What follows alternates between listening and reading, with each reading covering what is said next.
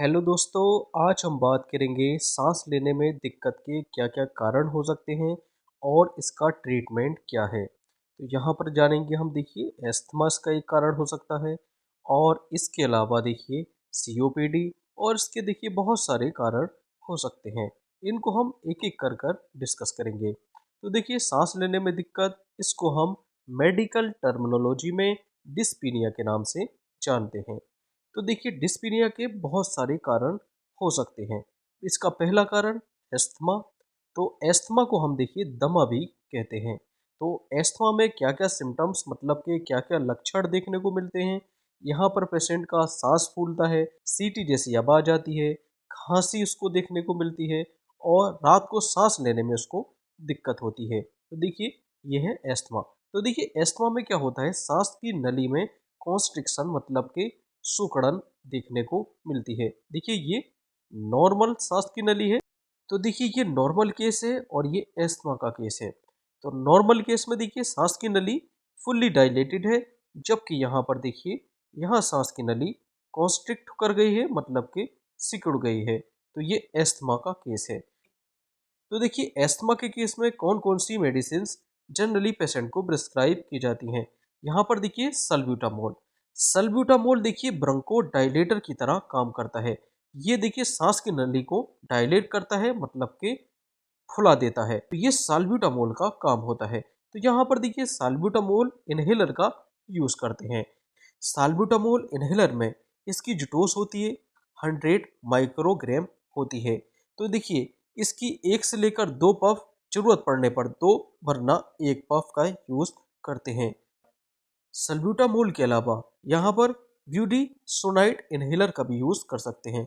ब्यूडीसोनाइड inhaler इसकी 200 microgram dose सुबह शाम दिन में देखिए 2 टाइम ऐसा बीडीज को दे सकते हैं। इसके अलावा यहाँ पर देखिए एंटी एलर्जिक मेडिसिन जैसे कि मोंटिलुकास प्लस लीबोसिट्रिजिन। तो यहाँ पर देखिए मोंटिलुकास 10 मिलीग्राम और लीबोसिट्रिजिन 5 मिलीग्राम।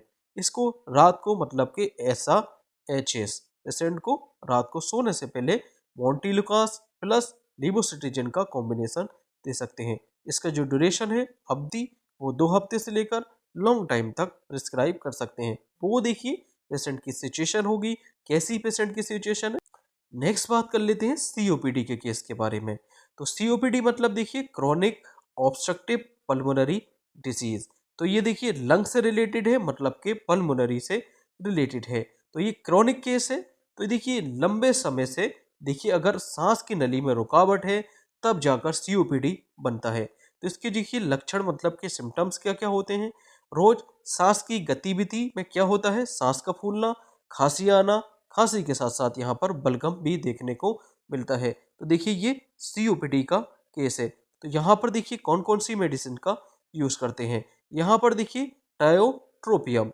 टायोट्रोपियम इनहेलर जिसकी डोज जो है 18 माइक्रोग्राम है। इसको 18 माइक्रोग्राम को दिन में एक बार डेली ओडी पेशेंट को प्रिस्क्राइब कर सकते हैं।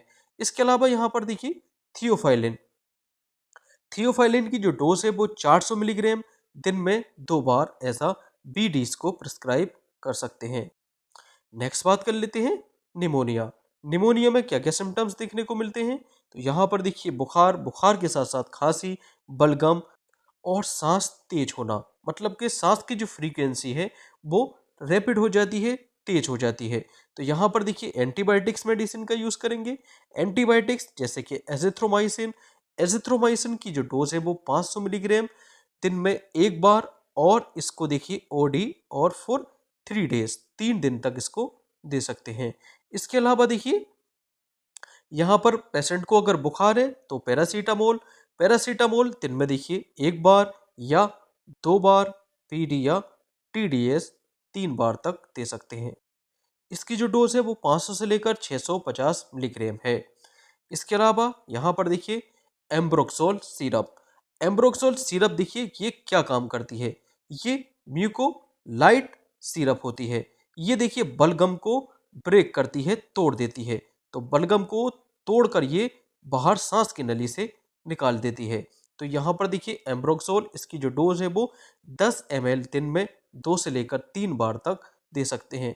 इसके अलावा देखिए बात करेंगे हम एनीमिया। एनीमिया मतलब के खून की कमी हो जाना। तो देखिए एनीमिया के कारण भी सांस फूलता है और थकावट आती है और वर्टिगो की शिकायत मतलब के चक्कर देखने को मिलता है। तो एनीमिया के केस में यहाँ पर ferrous ascorbate plus folic acid की टेबलेट का यूज करते हैं। इसमें देखिए एक टेबलेट, दोनों के कॉम्बिनेशन की एक टेबलेट दिन में 1 से लेकर 2 बार। और इसी के साथ साथ यहाँ पर विटामिन B12 का इंजेक्शन भी पेशेंट को प्रिस्क्राइब कर सकते हैं। इसकी जो डोज होती है वो 1000 माइक्रोग्राम IM हफ्ते में इसके देखिए एक ही बार देते हैं।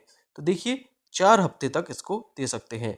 तो इसकी जो टोटल ड्यूरेशन है वो 1 महीने से लेकर 3 महीने तक होती है। इसके अलावा पैनिक अटैक या एंजाइटी मतलब कि चिंता में भी देखिए पेशेंट को तेज सांस आने लगती है, दिल की धड़कन बढ़ जाती है, डर लगने लगता है। तो यहाँ पर भी देखिए सांस लेने में दिक्कत होती है। तो देखिए एंजाइटी के केस में क्लोनाज़ेपाम का यूज करते हैं, जो कि एक सेडेटिव मेडिसिन है जो पेशेंट को रिलैक्स करती है। इसकी जो डोज होती है वो 0.25 से लेकर 0.5 मिलीग्राम। इसकी जो ड्यूरेशन होती है वो 1 से लेकर 2 हफ्ता तक पेशेंट को प्रिस्क्राइब कर सकते हैं। देखिए इस मेडिसिन का पेशेंट एडिक्ट हो जाता है तो इसको लॉन्ग ड्यूरेशन तक नहीं देते हैं। इसके अलावा देखिए एनाफिलेक्सिस या एलर्जी के केस में जिसमें क्या होता है, देखिए अचानक यहाँ पर देखिए सांस रुक जाती है और सूजन आ जाती है और चक्कर पेशेंट को महसूस होता है। तो यहाँ पर देखिए इपिनेफ्रिन या इसको हम एड्रेनलिन के नाम से भी जानते हैं। तो इपिनेफ्रिन का यहाँ पर इंजेक्शन यूज किया जाता है। इसकी जो डोज होती है वो 0.5 मिलीग्राम, ये एडल्ट डोज है, इसको IM तुरंत देते हैं। इसके अलावा यहाँ पर देखिए स्टेरॉयडल इंजेक्शन जैसे कि हाइड्रोकोर्टिसोन। हाइड्रोकोर्टिसोन की यहाँ पर जो डोज है वो 100 मिलीग्राम, इसको आप पेशेंट को IV दे सकते हैं।